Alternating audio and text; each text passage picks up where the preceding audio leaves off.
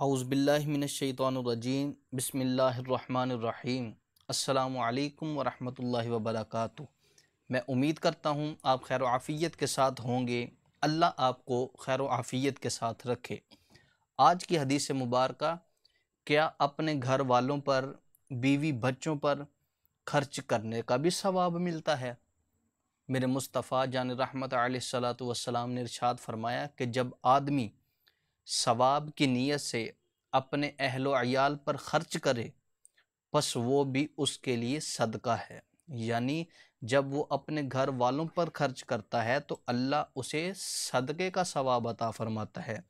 ایک اور حدیث مبارکہ نبی کریم صلی اللہ علیہ وسلم نے ارشاد فرمایا کہ بے شک تو جو کچھ خرچ کرے اور اس سے تیری نیت اللہ کی رضا حاصل کرنی ہو، یعنی جب تم اپنے گھر والوں پر خرچ کرتے ہو تو اس سے آپ کی نیت اللہ کی رضا حاصل کرنی ہو تو تجھ کو اس کا ثواب ملے گا، یہاں تک کہ اس پر بھی جو تو اپنی بیوی کے منہ میں ڈالے۔